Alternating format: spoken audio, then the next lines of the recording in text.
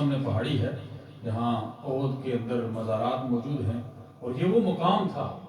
مجھے دیکھ کر یقین اتنا دکھ ہوا اس چیز کا کہ اس جگہ کے اوپر یہ واحد وہ جگہ تھی کہ میرے اور آپ کے نبی صلی اللہ علیہ وسلم ہر سال وہاں ممبر بچھایا کرتے تھے، اور ہر سال خطاب ہوتا تھا، وہاں ہر سال شہداء کی شان میں جلسہ ہوتا تھا. لیکن آج اس جگہ کی آپ اگر حالت دیکھیں تو ترس آتا ہے کہ یار یہ کس کماش کے لوگ ہیں، کیا ان کی مینٹیلٹی ہے، کیا ان کا دماغ ہے، یہ وہ نشانات، وہ نقوش کس انداز میں ان کو مسمار کر رہے ہیں، کس انداز میں ختم کر رہے ہیں. اور خندق کے مقام پر جانے کا جب اتفاق ہوا تو وہاں 7 مساجد ایک لائن کے اندر ہیں. اللہ بھلا کرے ترکیوں کا، کیونکہ انہوں نے کچھ نشانات محفوظ کیے. 7 خیمے لگے تھے صحابہ کے جہاں وہ قیام کیا انہوں نے، اور وہ مسجد، وہ جگہ جہاں میرے اور آپ کے نبی صلی اللہ علیہ وسلم کی اللہ کی بارگاہ میں ہاتھ پھیلا کر دعائیں مانگ رہے ہیں مسلمانوں کی اس جنگ میں کامیابی کی، اور کثیر تعداد کے اندر اور بڑے دکھ کے عالم میں رحمت عالم صلی اللہ علیہ وسلم رو رہے تھے. اور حضرت ابو بکر صدیق رضی اللہ تعالیٰ عنہ نے پیچھے جا کے ایسی جھپکی لگائی، فرمایا یا رسول اللہ آپ اتنا کیوں رو رہے ہیں، اللہ کی ذات کرم کرے گی، مسلمانوں کو فتح نصیب ہوگی. وہ مقام وہاں ایک خوبصورت مسجد بنی ہوئی ہے، چھوٹی سی ہے، لیکن وہاں میں اپنی آنکھوں سے دیکھ آیا کہ اس کے ارد گرد ابھی بلڈوزر لگے ہوئے تھے. وہ 7 مساجد میں سے ایک مسجد حضرت فاطمہ الزہرا اور علی رضی اللہ تعالیٰ عنہ کے نام سے اس کو گرا دیا گیا. میں عرض کر رہا تھا کہ میرے اور آپ کے نبی صلی اللہ علیہ وسلم نے جب صحابہ کو اپوائنٹ فرمایا کہ اگر ہم جیتے ہیں تب بھی آپ نے یہاں ہی رکنا ہے، اور اگر ہار بھی جائیں تب بھی آپ نے اس پہاڑی کو نہیں چھوڑنا. 50 میں سے 40 صحابہ نے جب جیتی گئی نا، کفار کے پاؤں زمین سے اکھڑ گئے، میدان احد سے وہ بھاگ نکلے. حباب ذی وقار جب کفار بھاگ نکلے تو صحابہ میں سے 40 صحابہ ایسے تھے، انہوں نے کہا ابھی جنگ جیت چکے ہیں، ابھی یہاں رکنے کا مقصد نہیں ہے. ان 10 صحابہ دیگر نے منع بھی کیا کہ سرکار نے منع کر رکھا ہے نہیں ہلنا اپنی جگہ سے، پھر بھی وہ ہلے. وہ علیحدہ بات ہے. بات جو میں سمجھانا چاہتا ہوں آپ کو کہ محبت کی جو بات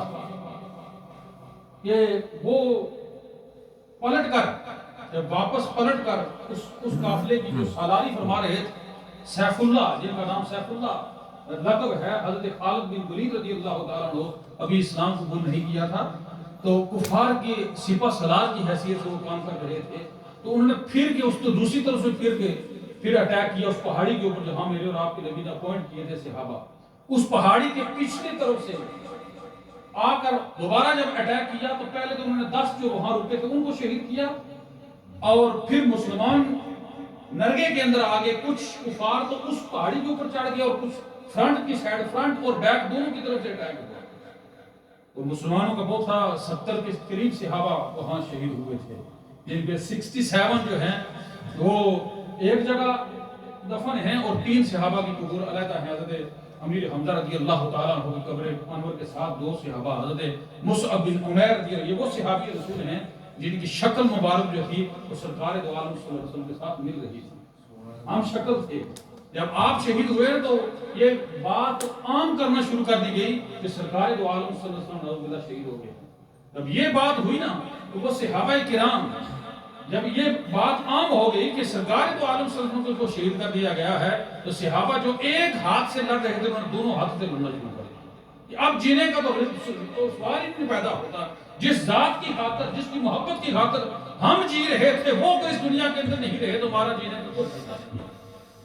تو اس لمحے جب یہ گلشان کی جنگ شروع ہوئی نا